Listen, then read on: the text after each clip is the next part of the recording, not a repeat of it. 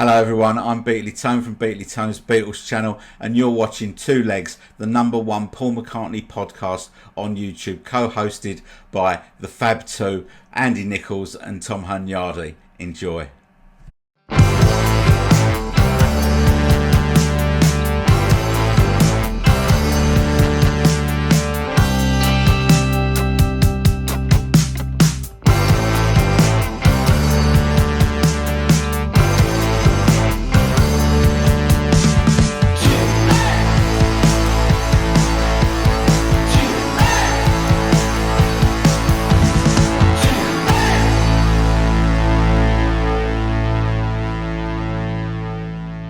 Everybody, welcome to the end of 2024. This is Two Legs, the year-end episode. I'm one of your two co-hosts, Tom Hunyadi, and I'm here with my friend and my colleague and my buddy that I've been doing this show now with since 2019, and I'm so happy that I get to do this show with him. And he is Andy Nichols, my friend. Andy, my friend, we're gonna talk about this past year because you just had like one of the best years ever. So again, how you doing? And good to see you. And what's going on? Tom, it's good to be here, and it's great to see you again here for a proper episode on Two Legs. We haven't really done a proper pre-recorded show in a long time because of our schedules, traveling, work, all that good stuff. But here we are again to close out 2024. Been quite the year to end it, which personally hasn't been such a great one, but ending it to see Paul, fantastic. And as you can see, I'm still simply having a wonderful Christmas time and just enjoying the end of the year, and still on cloud nine from that trip. And Right. happy to be here and recap the year that was for all things Macca. All things Macca, yeah. I mean, he was pretty busy this year. But before we get to that, one of the highlights we were talking about, you sent us a stat regarding Wonderful Christmas Time. And it was a pretty interesting stat. And I mean, plus, I mean, that was one of the highlights, right, Oh. for the tour. I mean, he played them for the last four shows. He did. Of the tour, because he didn't do it in Spain or France, I don't He think. did not. No, he did not. Right. Only in the Yeah, so UK. he saved only in the UK. So let's hear the stat. I mean, because this is really interesting. So yeah, those of you that attended the shows in the UK got Wonderful Christmas Time, and this is the little nerdy stats that we look up that I shared with Tom and David last night. Okay, so it was performed by Wings, as we know, on the '79 UK tour 19 times as Wings. Then it was done and filed for 30 years. Was not played live again by Paul until December of 2009 in Germany, where he played it for the first time since '79. Okay?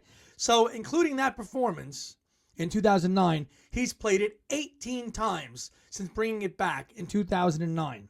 Okay? And out of those 18 times, only 3 of them have been on U.S. soil.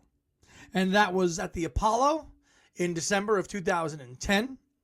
And then it was on SNL in 2020 and 2012, and then he did it again with Jimmy Fallon in 2016, Right. which there was that little mock-up video thing, and then but there was part of that too. And then all the other performances have been in Scotland, England, Ireland, or Canada. That's it. Right. That's it. And the funny thing is well, I mean, it was, I mean, it's the bigger hit here. I think, I really think it's the more well known here in the States than anything. Well, I could be wrong. I don't know. I mean, I'm sure that it's played on the radio in other countries as well too. Oh But God, I yeah. mean, the day after Thanksgiving. I mean, you're gonna hear this song like every hour, like clockwork. On This the and radio. this and Last Christmas by Wham. That's it, man. Right. That, I mean, it's McCartney makes more money alone from Wonderful Yes. Christmas Time than any Yeah. other song. This is his moneymaker.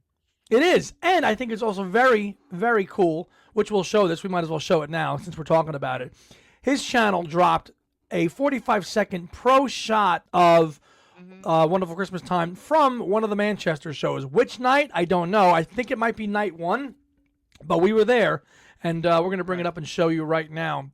and share it, just because it was so. The only time we have not gotten a live version of Wonderful Christmas Time on a release at all. So when you saw never. this come out, maybe, and it's shot in stunning quality, it sounds good. Maybe there's a Blu-ray in the works of. I mean, one of these shows. I know a lot of the comments people are hoping that we get a release of this, and it's one of those songs we don't have an official live release for. But you watch this 45-second thing, and it's mixed well, and it's played well, and I mean, here you go, perfect.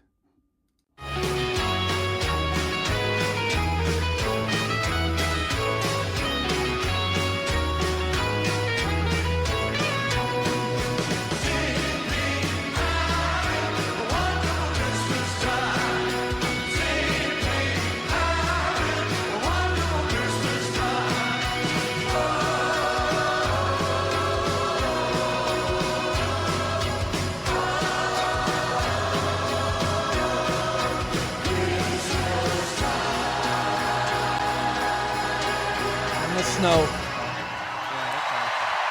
That had And I'm there somewhere in that crowd, along with the MVP and the Ryans.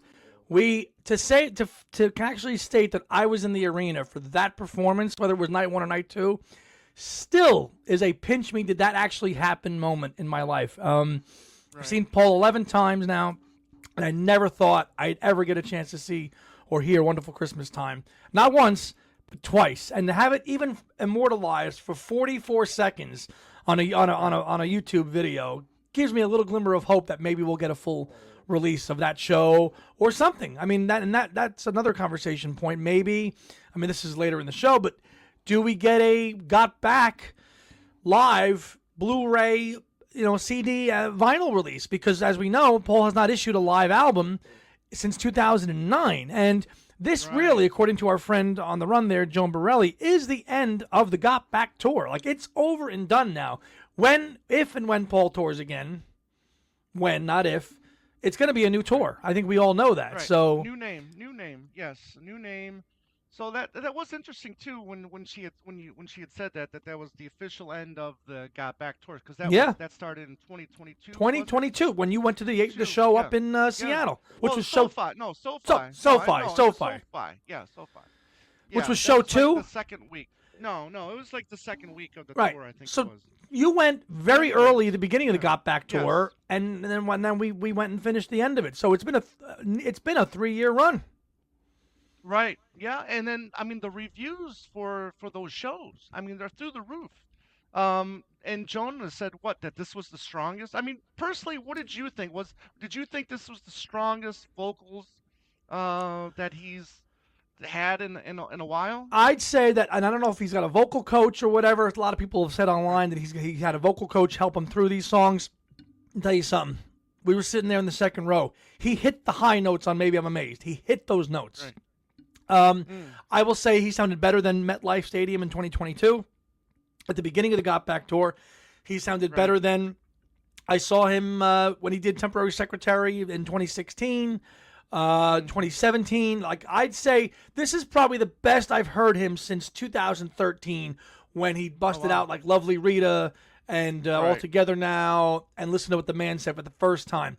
I'd say this is and I don't know if he's figured out how to sing gracefully as he's aged and know when to push it, know when not to push it, but I did not have one complaint. Know when to push it. Yeah, none. Yeah, it was. I mean, when there was obviously there's strain on the voice, there's age in the voice. Hello, duh, he's 82. Right. That's gonna happen. But he nailed it. And yes, having really Abe come back and really do the backing vocals really helps the live performance, of course. But it's still the man singing the songs in the key, in the flesh. And I would agree with my fellow fans who attended that he was in fine form. And I mean, you saw him 3 years ago. What did you think vocally? Well, I mean, all that mattered to me is that at the end, when he was singing, this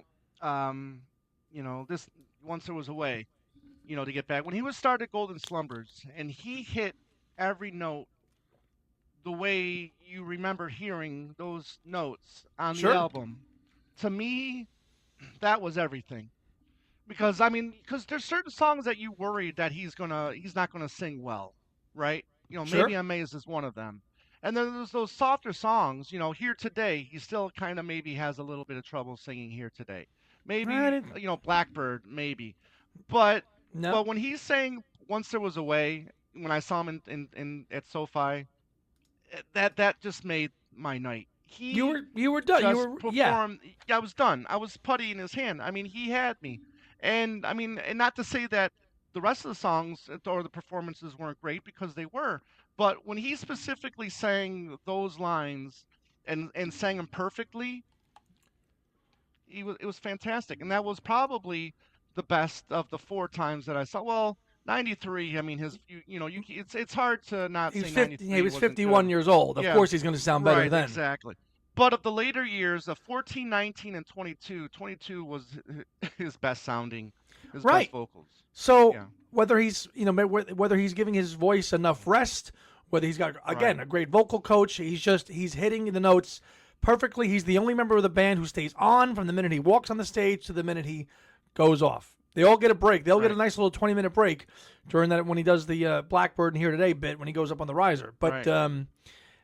listen, I have no complaints about his voice moving from what I heard just a few weeks ago.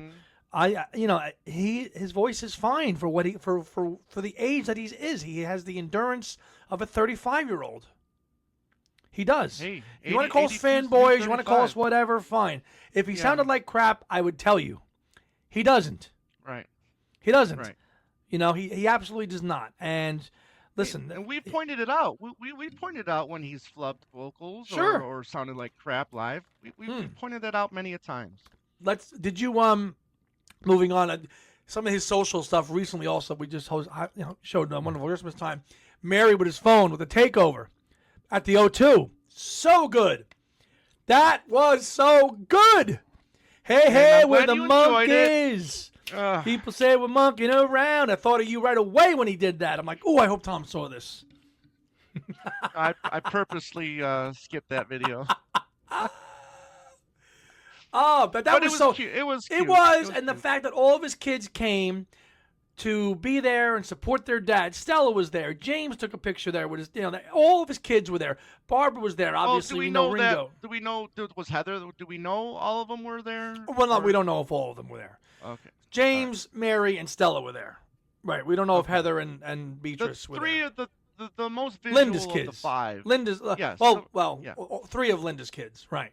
Right. Yes, they were all there, and they were all supporting their dad, and I just thought that, to close the tour out, I mean, these are kids that have their own careers, their own lives. Their dad's 82, Right. and they bring the whole family and the whole kit and caboodle, and they're supporting their dad to close out a tour, which I think is just so heartwarming to see, and I love it. Absolutely love it. Right. So, All right. Well, let's get Got into, Back. Got Back is over, but let's Back. rewind. Let's Right. rewind the year that was in 2024 in Maccaland. Go. Right. So, the first official. Well, we know in December what we got, right? We got the 20th anniversary of McCartney 3, right? The 20th different version, right? Or Yeah. something like that. No, I'm sorry. That was what the fourth anniversary, third anniversary. Oh, you're talking about Whatever. 3x3, the Yeah, one. yeah, Yeah. That was the third. Yeah. So in December of 2023, we got that. We were like, well, why didn't we get Band on the Run, the 50th? Because that's when the official release date. So, however, we did get the announcement in December that we were going to get, or was it December or January? I don't remember. But anyways, the first thing official release we got was Band on the Run 50th, the Underdubbed. The was Underdubbed, good. man. Right? I mean, the release sounded good, and this was the first time that it was released on CD of this series. So we got the vinyl of the Underdubbed, and we Oh, got no, it you on mean CD, an Underdubbed on CD. Yeah. You mean, yeah. yeah. Well, any of these 50th anniversary reissues that Paul has released, he hasn't. They've all been vinyl. These, Vinyl have to only, be yes. mastered. Yep, they has to be mastered. So now we got a this is CD the release. First time on 'cause- CD. yeah. Right. Yeah. Yeah. So, and that was good. I mean, I thought that was a good release. I mean, there was enough difference in those in that Underdubbed. In the Underdubbed, and Right. I think the Underdubbed Right. stuff is great to hear. To go back and listen to some of those tracks again, to explore. Like if I'm going to go back now, if I'm going to reach for Band on the Run, I'm going to reach for that version of it to hear that the Underdubbed Right. stuff first. And so, like especially things like Jet and Mamunia and all the stuff with and no words, without any brass or anything. all no orchestra, no orchestration on there. Sorry, Tony Visconti. I know that it's a sticking point with him. Sorry, but no, that was a good release. I remember talking about it with you guys when it came out, and that got the year rocking and rolling. I mean, yet another version of Band on the Run and another half-speed master of Band on the Run, but it's out. Yes, it's out. It's out. And that got the year running in terms of actually recorded music was the new. And again, that was how can we make an album fresh enough for a record company to buy or the record buying public to buy? And was it just a copyright dump? Which a lot of people think, 50 years now we can just rehash this stuff, get it out there because it's a copyright dump. Maybe that's true. Listen, there was enough differences in the music to warrant that to be a purchase. If it was just the album again on CD, I don't think I would have bought it, but it was underdubbed, so now you get it. And it came out again on vinyl and on CD. And they were smart to do that because people are, you know us, we're going to bitch about anything. It's just like, just another reason to release Band on the Run. Yeah. And I think they wisely added an extra feature to it to give us the incentive to buy it. And, and I bought 2 copies, one on vinyl, one on CD. That's it, man. That's what you do. Yeah. And then my favorite release of the year was the One Hand Clapping. I think this was hands the best, down. Best release of the year. You got the LP, you got the CD, and then on top of that, we got a theatrical, which I think people were kind of curious about whether or not we were going to get a theatrical version of this, because we all know how shitty the video looks. But it was really the audio that's the prize. The improved audio, and our friends in the UK are actually right now, because we're recording this on the 26th of December. It's being shown on Boxing Day in the UK right now. So those of you that couldn't get a chance to see it on the big screen because it only was limited to North American showings, like our friend Beatles Tone, who's watching it right now. I know he has it. Again, if you own the archive edition, you've seen it. But you have it. Yeah. The fact that it's out there and it's being shown today in the UK, I think is pretty cool. So anybody who couldn't get a chance to see it in a theatrical version, you're watching it today on Boxing Day, and at least they did it right this time. They didn't show a movie in black and white on Boxing Day like they did with Magical Mystery Tour. Ha ha ha! They're actually showing it. Maybe this might have looked better in black and white. maybe. But I do agree with you. One Hand Clapping is the Paul McCartney release of the year. Not any Royal Mint coin. I know you have that on the list too, but we'll get to that later. But the One Hand Clapping package, the whole thing. I've got the nice framed limited edition poster. Right. 208 out of 250 framed here right to my left. You've seen it before. I'm not going to turn my camera. But that whole promotional thing, the shirt, everything about that campaign was done. And again, it's all about the music and the sound quality of One Hand Clapping on vinyl and or CD, again, is a home run. Soy League got a lot of traction. A lot of people enjoyed Soy from One Hand Clapping, which is just a rocker. And it gave our friend Jeff Britton a chance to really shine as his own bona fide Wings drummer, not just the guy who drums on Junior's Farm. Here's a man who actually knew his stuff, knows his stuff, great musician because he is still with us, living in Spain. But here's a chance to showcase his small but really fruitful period in Wings from, say, the summer of '74 to the beginning of February of '75 when he exits. Right at the beginning of he does a little work on Venus and Mars, but One Hand Clapping gives Jeff Britton, I think, a real shot in the arm, and I really hope, and our friend Adrian Sinclair can attest to this, that really gave Jeff some closure to his time with Wings, and there's a chance for Jeff's period to really shine and show, you know what, this guy was a really damn good drummer. Yeah, he wasn't bad. Not bad at all. Good little rock and roll drummer, absolutely. Mm-hmm. And you mentioned the shirts, and that's a trend that's been happening now for a few years that I really like. Is they've been releasing like a shirt to coincide with all these releases, whether it was the box set. The singles this box one, set, Nick Cyrett, or the McCartney right? 3. Like this one.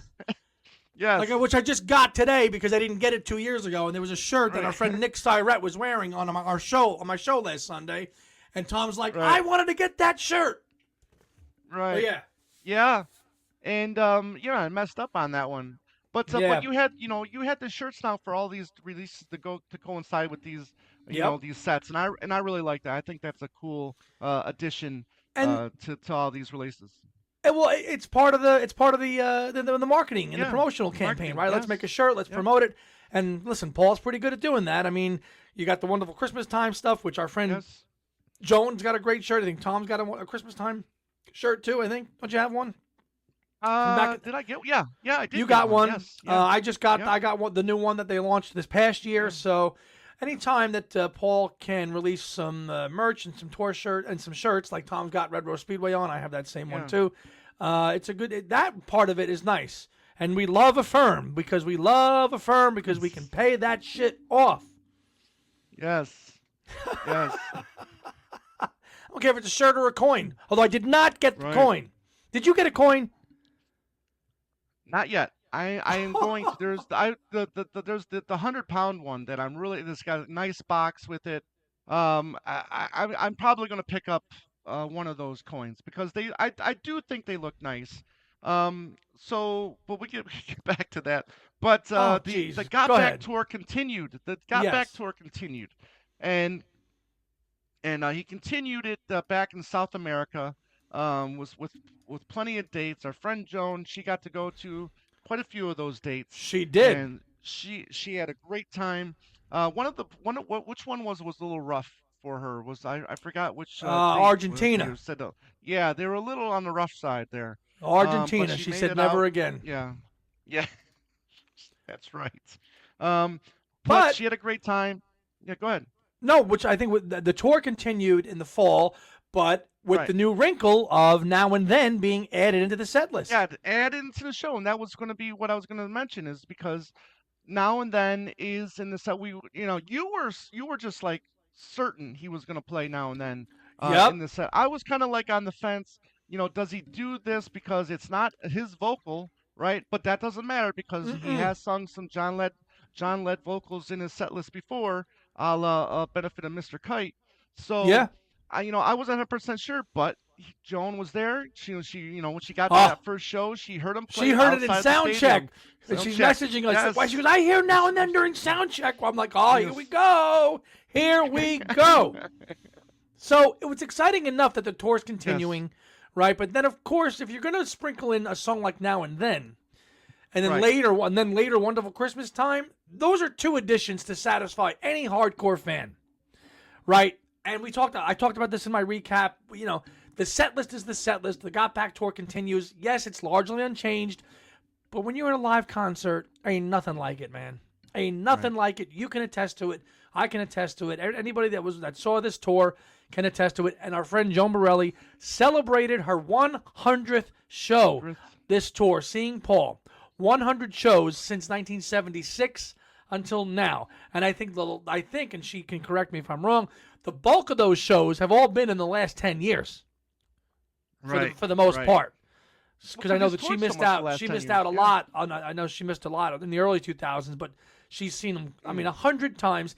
Paul acknowledged her sign twice. Yes. At the O2, twice. once during the sound check and once during the show. Sadly, he didn't call her up on stage. But I think that's really a post-COVID thing.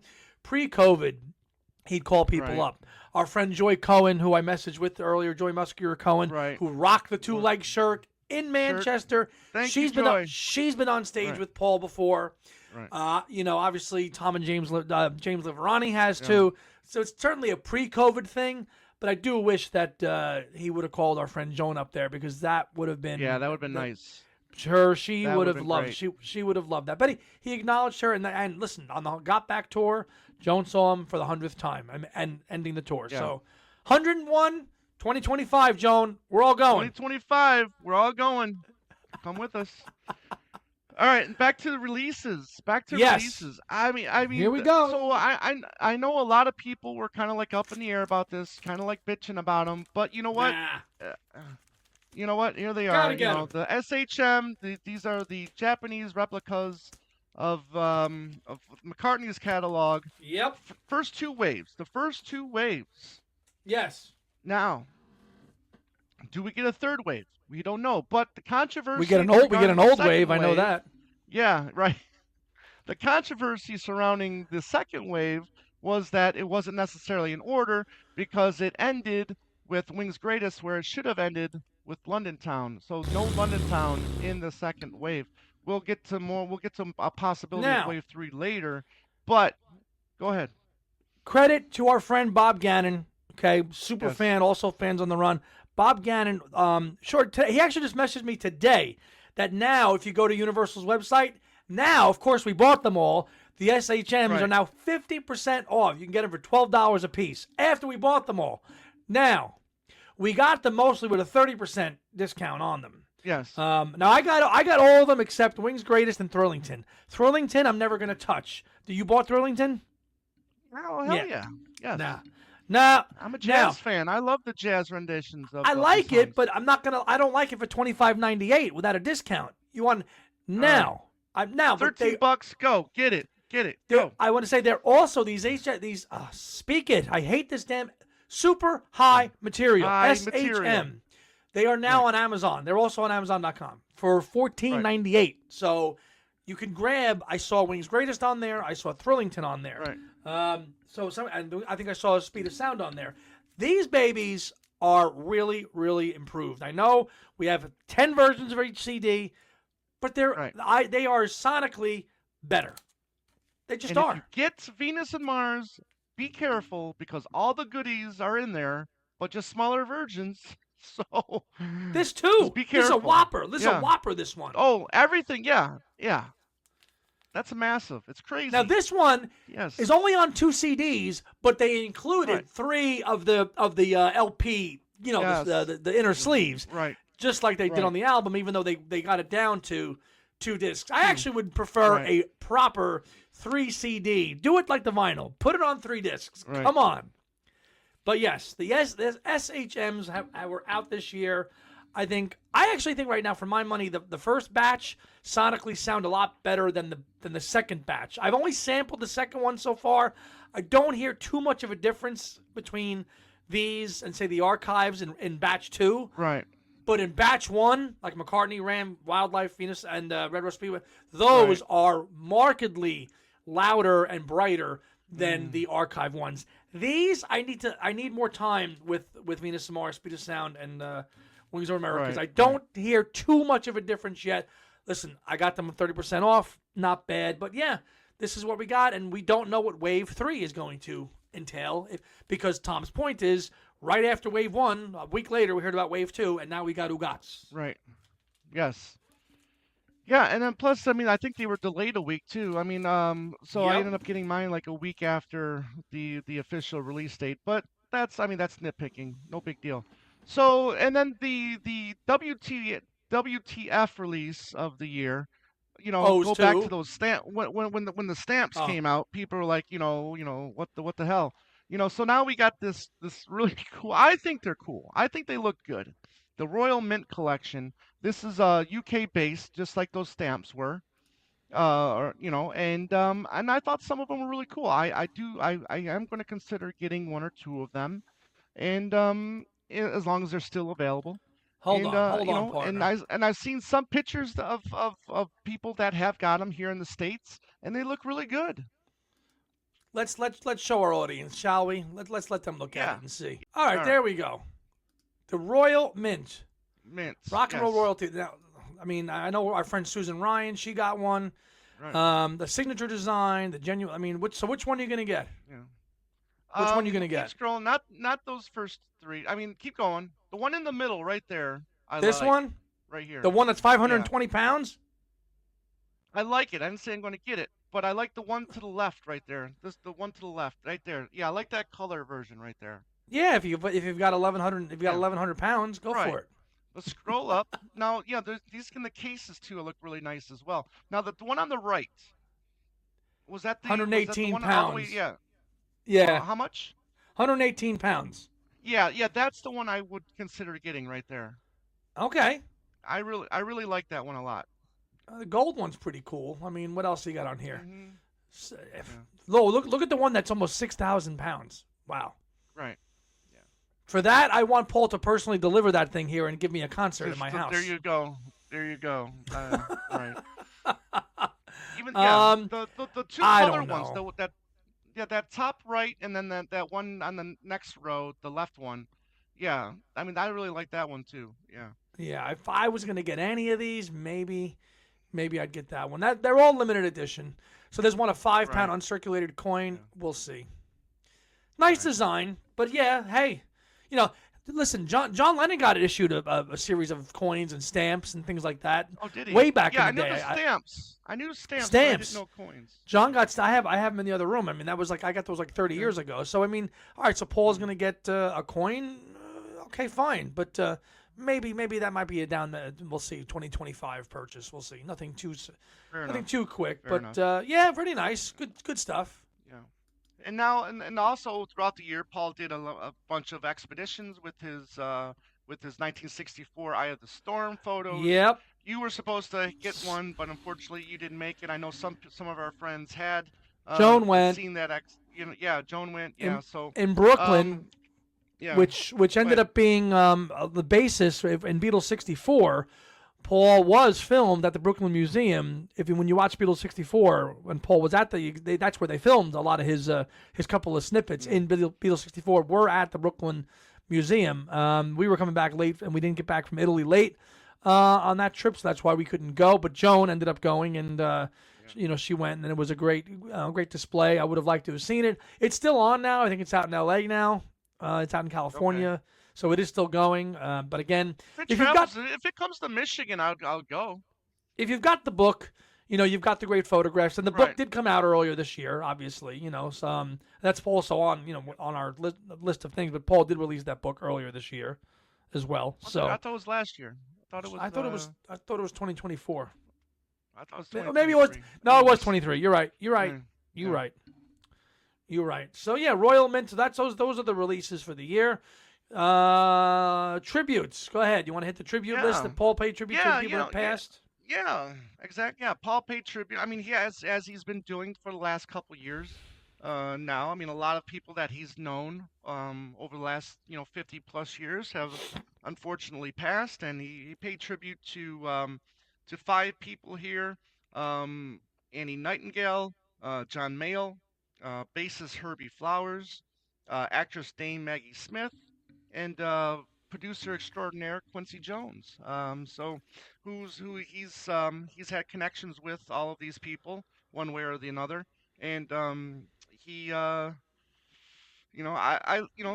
does nice tributes sometimes. He does. I mean, obviously, Herbie. Herbie. Yeah, He played with obviously the most. Right. I would say it's just a fact of life that as time wears on, in 2025, I'm sure we're going to see more things from Paul saying, sorry to hear about the passing of so-and-so. And it's just, it's the only thing that time, it's undefeated. So it's going to happen. Yes. And he always does a classy job in remembering whoever they are. And in however small his connection to these people are, big or small, he's always very classy and gives them a nice tribute. Right. As well. Yeah, he gave a nice tribute to Denny. I mean, when Denny died, yes, he did. Previous year, yeah. Yes, he did. So, related books. We've been books. Very, very, very. What's the word? Not fortunate, but we've been kind of like getting a lot of books lately of Paul. And finally, I mean, we've been looking for these really kind of releases for a long time. And now they're just like coming out every other week. We waited 20 years for Paul books, and now every time we change our clothes, another Paul book is coming out. Right. Which is all great. Thank you, Janet Davis. And I think what didn't Luca release 20 of those books this year or something like that? I mean, it seemed like he was releasing one every week, wasn't it? Luca Perazzi published 4 books in 2024. 4. The first one being his book, his 50th anniversary look at Band on the Run, which we interviewed Luca back earlier in the year, which during the summer we interviewed him, and that was good because there was a couple of new interviews in that book as well. And then in October, he published 2 books that were actually not new books because he had worked on them like 10 or 15 years ago. He just got around to finishing them, and those were the Beatles after the breakup, parts 1 and 2. Which is great. I mean, so those are out there. They're one is a discography and one is a narrative. And I haven't finished. The narrative is what I'm working on. There's so much to read right now, but there's that book, and of course the biggest release, really, I think the one that we were all looking forward to for Luca is Music is Ideas Volume 2. Which came out in December as well. So there it is, Music is Ideas Volume 2, the stories behind the songs 1990 through 2012. And stay tuned and keep in 2025. keep your ears and eyes out for Luca Perazzi, because he's going to be doing some really cool things that will integrate a lot of what he's doing with his book and connecting it with an audience. So I'm just going to leave it there with that, but just keep your eyes peeled for that. We also the next got book, All You Need Is Love, which is a connection with Paul, because there's this transcripts of what was in Mr. the Brown's basis, book. The interviews that basically Peter Brown and Stephen Gaines conducted for the Love You Make book, which was published in 1982 or 83, which Paul and Linda promptly threw on the fire and burned. Say what you want about that book. The interviews happened and they're transcribed, and what was said, which came out I think that came out in late spring, early summer. We got that book quick and read it, and we also did a show on it as well. And then we got also later in the year the 1973 book, The Last Year the Beatles Were Fab, by John Blaney, our good old pal there, John Blaney, who's always up to tricks and sending us funny emails with songs. Ha ha ha, wink wink. No, but that's again another good book covering a really. And then there's another one that I forgot to grab, was the one by Ian Derbyshire. Macca and the Long Naughties. Yeah, another Macca book. Great book in a period that doesn't get covered much. Was it like 99 to like 2098, something like 98 to 09, I think, or 99 to 08. So a really, but a book that was much more biographical and personal in nature than an analysis of just the music. Ian's book, I thought, really kind of chronicled. Really, I thought the biggest takeaway from Ian's book was really chronicling the Heather period, and really kind of going through the headlines and kind of the ugliness of the divorce and all that stuff, because a lot of writers stay away from that, and Ian tackled that and covered it well. He did. He did. So props to him. Give him credit. Yes. He did, and I know he saw a couple shows on the Got Back tour. He went to one, I think, in South America. Yeah. He wrote us on our Two Legs page, and then he went again, I think, to one of the shows in I think he went to one of the ones at the O2, I think. So his book was really nice. But again, back to Blaney, our friend John Blaney. The 1973, The Last Year the Beatles were Fab. John, I haven't finished yet. I promised I will. I emailed you. We're going to have you on. We're going to have you on in January, probably to review, get that book done. We're reading like 3 books right now, John. Luca, Legacy, yours. I mean, it's like I have a book in each room of the house. That's the Blaney room. That's the Legacy room. This is that room. This is the Luca room. It's just there's so much to read. But, John, we'll get to your book and review it, because I do think 1973, as we've said on our show and other shows, could really, was it the last year the Beatles were fab? John makes that case that it could or could not be. Yes. So that was a worthy addition. And, of course, we close out the year with the behemoth, which we're still currently reading, and that is the McCartney Legacy Volume 2. And, man, we had that show was such a fun show to do live just a couple of weeks ago. It's got over 2,000 views on YouTube. It's one of our best performing shows of the year. Thank you, Adrian and Alan, for agreeing to launch your book and promote it on Two Legs the day your book was published. I can't say enough about your willingness to do that for us on our show to help us along, and we were more than happy to promote your book because it deserves it. It deserves to be praised, and I'm at the end of the U.S. tour now, so I'm getting there.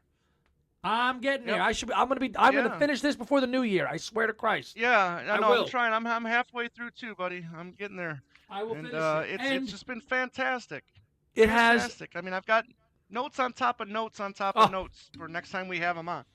that might be a 2-hour one when we have them on to actually properly review the book and all the stuff that they have uncovered and all the things we found out about. All the minutia. Yep. Right. That's what we're going to do, and that's going to be a great. That'll be one of our best shows of the year, probably at the end of January, if you would allow me, partner, to just plug my little thing on Sunday. On Sunday. As you all know, I go live on Sundays on Two Legs for my own little chat with the Sunday family. Over the next 4 Sundays, I have bought 4 copies of the McCartney Legacy. This is my personal copy from the publishers. I've got 4 coming.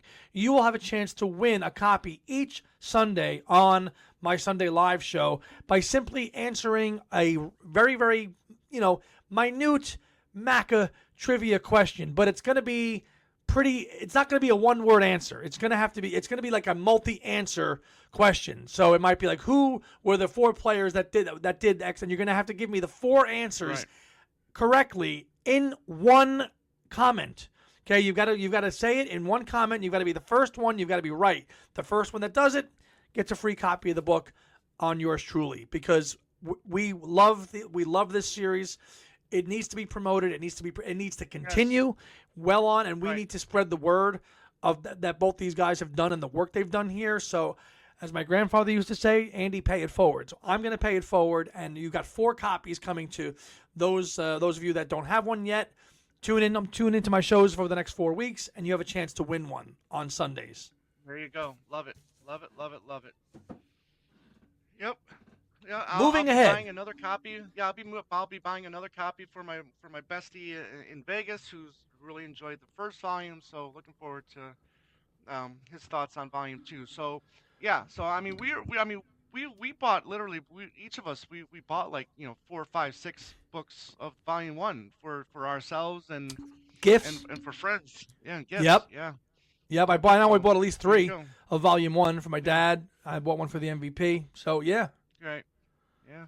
All right, moving along to what to expect, or what do we want in 2025? I mean, we were hoping to get one particular thing this year, or actually, we were hoping to get more stuff this year. Like what, bud? And kind of particular. Well, we were hoping to get a new album, right? We didn't get a new album this year, but we know now. I mean, we knew it was coming, right? The people that in the know an album was coming, but now he officially stated that he's going to finish an album for 2025. He did state that in his last little newsletter for the year. He did. He did state it. So now it's just going to be when. When do you see this album coming out? I think Logic feels like it's going to be a first quarter thing. I don't think so. I think this might be a spring release. I don't think it'll be a fourth quarter release. I don't think he's going to sit through a whole year and sit on until the fourth quarter when there'll be Beatle product to push. He might not. I don't know. Again, what he's going to release, what the camps do, all that. I mean, what the solo camps do, what the Beatles themselves do. There is a new CEO of Apple now, so that's going to change. That might change his marketing strategies. We know that he's probably going to spend, I would say he'll spend the first quarter mixing it and getting it ready, and probably a second quarter release. So like May or June. May or June, and then that's going to coincide with a North American tour, maybe for the summer. That's what Logic says. But he might just release the album, and maybe he'll do. I was talking to Luca Perazzi earlier. He might do summer tours of Europe. He hasn't done like a summer tour of Europe in quite a long time either. Maybe he goes. Maybe he goes into European cities for the summer and hits those places again. Who knows? But I do think a U.S. tour has got to happen in 2025. I mean, it's on our list. It's been 3 years. I know he's going to go into 2025 now. It will have been 3 years since his last U.S. tour. So I do think you're going to get something in the U.S. in 2025. You agree? I do. I do. And we had talked about going to multiple shows if they come to our certain parts of the country. You know what I really think we should actually really try to do is if he plays a Canadian date, we should go to that, because look, what does he sometimes do in Canada? He does Mull of Kintyre. I really want to see that baby live. Well, then if he plays Canada, I guess we got to go there. Yeah, we got to go to Canada. Now, we'll figure out. I mean, we got to just go and get regular tickets though, because we can't be doing We can't be doing the all-in package in America, because we'll be in debt for the rest of our lives. Right. I mean, not unless Joan hires us for a job or something. Oh, hey, how you doing? My name's Andy. Hey, Joan, you got a job? You got a job for us? We'll do it. No, I think if we wanted to go to a couple shows in 2025, we get decent seats, okay? And we just go. For me, it would be more that we're all of us together. That's you, that's me, that's the MVP, that's Joan, that's our Liverpool family. That's now we have made a pact with all those guys, with Beatley Tone, his wife Kim, with Nick Syrat, with Boyan Archer. They're all going to come. They're all going to come. So, listen, let's just go to the gig. We don't have to sit front row, because we can't afford that. But let's just go to the gig. And if he's in Detroit and he's in Tom's area, let's go. If he's coming to New York, let's go. Get on a plane. Let's do it. Yes, I'll be for at least 2 or 3 gigs. Let's do it. Yes. So yeah. So that's another thing too. U.S. North American tour. I mean, is it going to happen? I mean, the reviews were through the roof for these concerts, Andy. I mean, I just don't see how he stops now. I mean, if his vocals are strong again, and staying strong, why stop? I mean, why stop? Right. Why stop? I mean, take 6 months off. It's December, right? So maybe he rests, and then June or July he hits the Right. ground running, and he does 12 to 16 dates over the course of the summer, which is what Right. that's his pace now. A Yep. show, a night off, a show, or 2 shows back to back, and then a week off. That's a 12 to 16 date summer U.S. tour from east to west sounds pretty logical. And let's just Yeah. let's keep our fingers crossed that it happens, because if it's a new album and a tour, drop the mic. Like, 2024 was great because I got a chance to go to England and see him twice. But if he comes back with a new album and a tour here Right. stateside, let's go, baby. All Let's right. do Well, it. so now here's the thing. Now, okay, so next year is the 50th anniversary of Venus and Mars. Now that came Mm-hmm. out. That came out in May. May. Okay. So that kind of then maybe shakes things up a little bit for a spring release. So maybe he announces it in May, but then doesn't release it until like June or July. Who knows? But but we gotta assume that because the trend is telling us that we're gonna get a 50th anniversary half-speed master of Venus and Mars. Good point, partner. So you're saying he'll announce it, but drop it later? He won't release it in May because he doesn't want to. Possibly, He doesn't want to possibly. have it too close to his album release. Correct, correct. Yeah. So I mean, because he's done that in the past, right? He announced Wildlife in December, but they didn't get shipped until I think February. February. And I think Yeah. the same thing was last year too. I think he announced Man on the Run 50th, but didn't get Got released until a announced in few months December, but we later. didn't get it till Yeah, January. right. So or a So few I months do, later, I whatever it do was. think we're gonna get. Right. And listen, he might drop a half because the half speed masters are like second tier releases for Paul, and his Mhm. manager Mhm. has stated this in the past. Like, it's not like it gets announced on his website that they're available, but it's not this big promotional blitz campaign of like like a new album or a tour. Right. In theory, a half speed of Venus and Mars could come out, and maybe you get an underdubbed version like he did with Band on the Run too Right. of it as well An on added an CD. added incentive to buy a deluxe set of it. Yeah. Right. Let's copy that formula and remove Right. all the let's all get all the backing out of it and drop that too.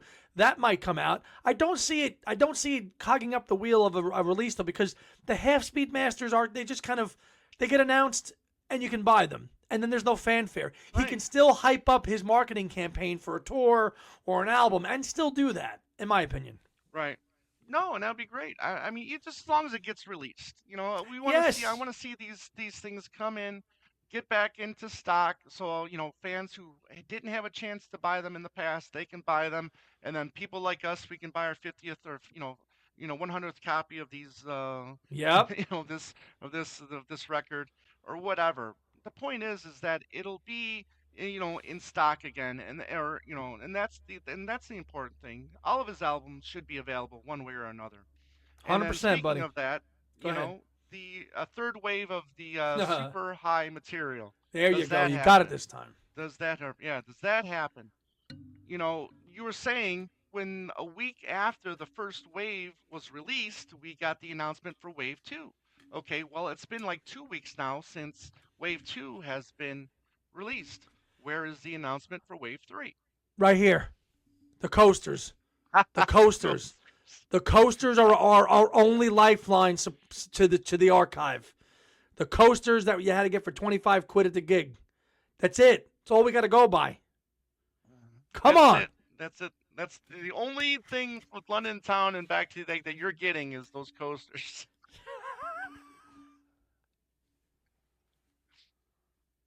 Andy, is Tomas. the archives dead in the water? After reading it again in the revised Got Back tour book, I say no. The archive campaign is not dead, because if it was, it wouldn't be in that book, damn it. It is alive, and it will resume at some point. I'm now back on board with the archive not being dead. I was off of it for a long time. I don't know, maybe seeing them live changed my view, reading in the book. The archive campaign is not dead. Coasters prevail. It's dead. It's dead. Listen, I'm as hopeful as the next person. But look, you got to go with the facts. I mean, what? It's been 4 years, right? It's been 4 years since we got one. Over 4, actually, now. Four and change. Over 4. Over 4 years. Listen, I want them too, but I it's just not think dead. we talked about this. We talked about this before. These smaller releases, I think, are the way he's going to go now with his catalog. Right. These 50th anniversaries, these one-hand clappings, these vanity projects and things like that. Yeah, exactly. I think that's the future of his releases. And as much as I want these archives bad, I want them badly. You want them so bad? Yeah, so bad. Because, boy, I love you. So bad. Boy. But anyways, but yes, I want them, but again, it's been over 4 years, like you said, since we got one. Last but not least, Man on the Run, the documentary. Man on the Run. In joke right, there. That we know that our friend Adrian St. Clair is helping with research, and I'm really looking forward to it. I mean, we're certain that we're getting it in 2025. I think that from what we hear is going to be a fourth quarter, end of 2025 release, and that obviously with Adrian, our friend, this is what Adrian does properly. This is Adrian's live. This is what he does. Wheelhouse. He's a film editor and a producer. So I am thrilled that he was invited to be asked to be a part of this film. From what he told me was basically because of the success of the Legacy book, he was offered an invite to be a part of this film. And I think that's great because he's such a great guy, and I know he knows his stuff, and he should be a part of this film. He should have a bigger role in this film, in my opinion. So that's going to be that'll be like the big, probably we think maybe big archival look back into Paul. This will be like this year's One Hand Clapping. I think the Man on the Run documentary will be like that kind of, and hopefully more than an hour. Hopefully more than an hour. Yeah, and hopefully it gets a theatrical, another limited theatrical screening release worldwide too, not just in the U.S. I hope it gets a UK screening. I think it will, considering it's being produced there. But it should be. But then it'll drop on whatever streaming platform that we all pay for, and then it'll be there. But maybe that will be a documentary that will really nicely complement the Legacy series as well.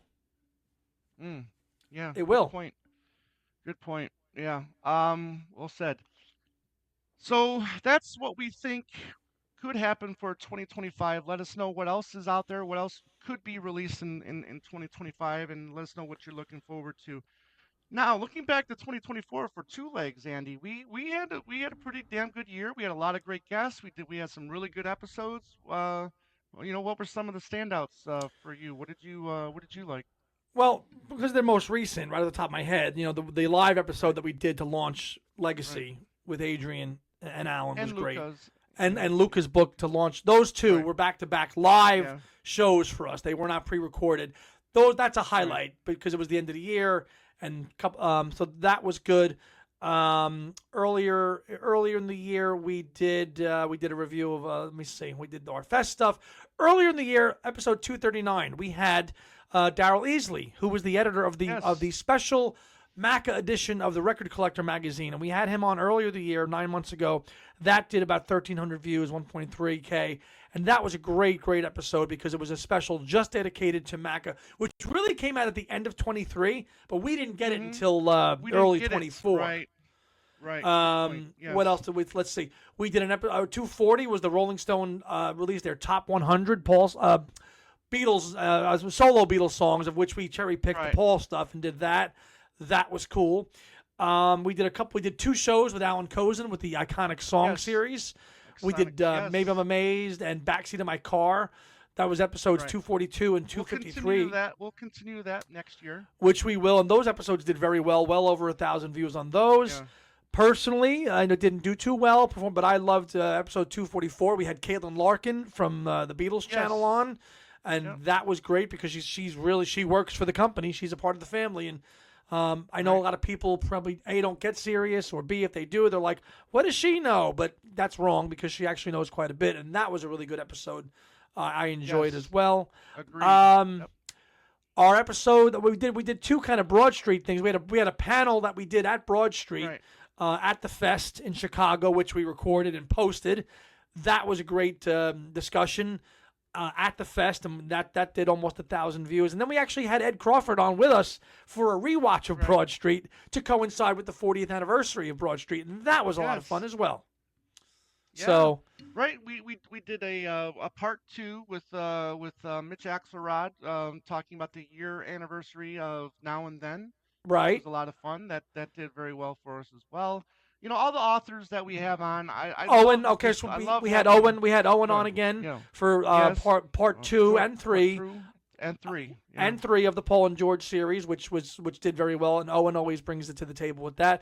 We did a new thing this year called a Divided Album Series show. Yes. And we did a couple. We did a cracker of a show with Dino V. With Dino V back 2 months ago, which was a funny one. But I tell you what, I enjoyed that because I did not dislike Driving Rain as much as I thought I did going through it and listening to it again. Right. And then we just did about a month ago. We did one on Speed of Sound, which was a lot of fun. So, and then we did one that kind of got us some negative comments because we did top 10 worst songs, and then somebody said, "You just say bad things about Paul and blah blah blah," and I'm like, "Guy, we do a weekly podcast on Paul McCartney. You think if we really hated him, we would be doing this?" Well, I think we should have called it our least favorite. You know, I think we probably should have left that word worst out of there, maybe. I'll change the title then. But again, worst. nobody's catalog is perfect. All right, nobody's. And even the Beatles catalog is not perfect. Okay, there are going to be least favorites in everybody's catalog. I mean, you love Genesis, right, Andy? Yeah. But you have least favorite songs from their catalog as well. Of course. You know? Of course. So, so it was a good year for us for views. I mean, great. We kind of went up and down a little bit. We found that during the summer that our numbers drop a little bit, which is the summer. It's fine, but I think it was okay. I mean, we did a couple of things where we pulled some vintage interviews and we rewatched the interview to watch. We did one 9 months ago, which we did. The interview was called "Meet Paul McCartney" from 1980. Right. And that was that. So we'll do some more of that in 2025 as well because those are great. It's always interesting to hear him talk about himself then compared to how he talks about himself now. So to hear the differences of what he might say about certain things then and then now, I find very interesting. Well, that's a game unto itself, isn't it? Right? Because Adrian and Alan told us that you can actually chart and make a note, like have a whole blackboard of like Paul's comments about this, and then in 1980 he said this, and then in 1990 he said it this way, and and there's like 5 different versions of the story. Changes, yeah. Right, and that's a game unto itself. You know, well, Paul said it this way in '76. It's like it's very recently about Let Him In. You know, Let Him In being written about Ringo, but then Paul then was questioned on it for the archive release in 2014, and it's like, no, I didn't write that for Ringo, and clearly he did. So, the memory, so, and that's what Adrian and Alan are doing with their book. They're setting the record straight, with the facts that are presented at the time. So, it was a really hybrid year for us in terms of live shows. You started going live more. Yes. After I kind of did my Sunday thing. So based on our schedules, because for us to be able to get together, even do one show, is tough, right? So I said, well, I kind of have my schedules a little more solid. Let me go live on Sundays. And then Tom, over the summer, he's like, I'm going to do this too, and he did it. He went live a few times. So expect more of that in 2025. Exactly, expect more of that. Yeah, and then the one thing that I'm curious about too is let us know what kind of shows do you like. I mean, do you like to see musicians on the show? Do you like to see us review these articles or these interviews with Paul from the past? Let us know what kind of shows you guys like. And paging Kyle Hand. Yes. Look, I've been doing this since 2016, right? So it's been a long time.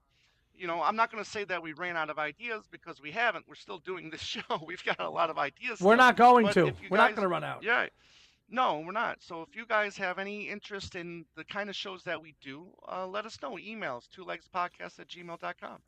One thing that I would like to thank our viewers for Yes, this please. year is this year we launched the whole Buy Me a Coffee program Yes, on yes, our channel, yes. which you see up there in the QR code. And I want to thank Yeah, everybody who personally donated to us, and several of you on more than one occasion to support right, our show. As you've said, there was nothing that like kind of we're not really doing like the YouTube stuff, and it was just something we threw up there. And some of you out there, MVP James Martinez, come to mind, right, multiple donations to the show, and that right. has been just a thank you because of the work that goes into the show, the subscriptions, the time and the effort.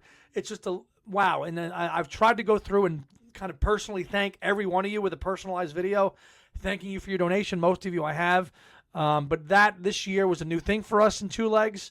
So I really want to thank all of you that have just bought us, threw us a few bucks on that Buy Me a Coffee website. Right. Thank you so much because we're just doing it because we want to share our passion for Paul with you Right. and hope that you take something away from it, learn something, and really get that fire going to learn more about this man that we love so much.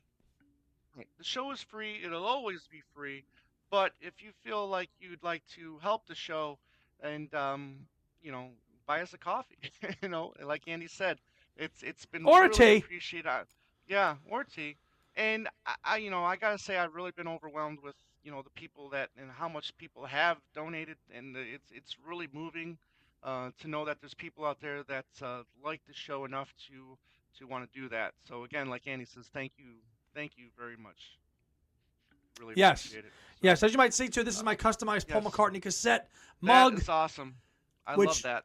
I just saw. You see it on one of those social media sites now. They customized Yeah, mugs. I think it was like 20 something bucks. This is a thank you from my friend Steve, who got me this as a Christmas gift. So, Steve, what a great. He goes, cassettes excellent. don't get any love. And he's right. No, But a nice one. So, between Boyan's nice mug for the Red Rose Speedway, one for me, and this one, we're mugs are plentiful here. yes, yes, and a special shout out to Joan. Thank you for what you've done, and you know what that is. So And thank you yes, very Joan, I much. got a Really, package today, too. yeah, Thank you as well. you, yes, really, really appreciate your friendship, and I'm glad you've been a part of the show. Since 2022, I think, ever since Joan, that first yes. show.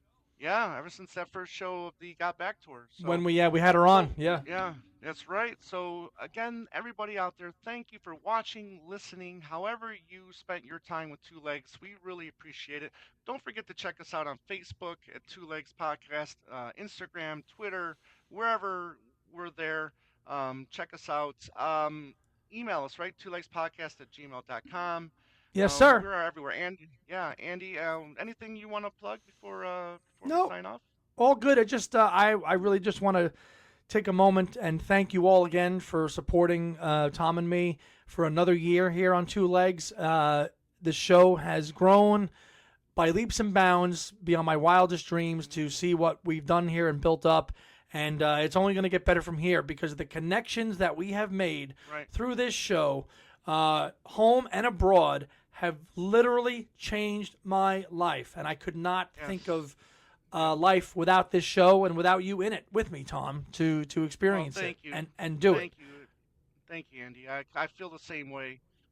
The friendship that we've created and the bonding that we've had over this one particular person has been fantastic. And like you said, I mean the fest, right? The meeting everybody, the connections that we've made. It's just really been it's not what I expected when when the show started. I just wanted to talk about my favorite musician, but then like you said, leaps and bounds. This show has really grown, and it's moving, touching, however you want to describe it, but it's awesome. It's really great. And it's only going to keep getting better, as the man It's sings. I think so. I think so. So Andy, thank you for 2024. We're gonna be back real soon in 2025. Everybody have a safe and happy New Year's. Yes. Please be careful. Merry Christmas And too to everybody. Still, it's still that yes, season time of yes, year. it's still that time of year. Whatever you celebrate, I hope you had a happy festive holidays. We're gonna be back soon. So again, everybody, thank you. And as I say, have a great day and a beautiful night. Take care, everyone.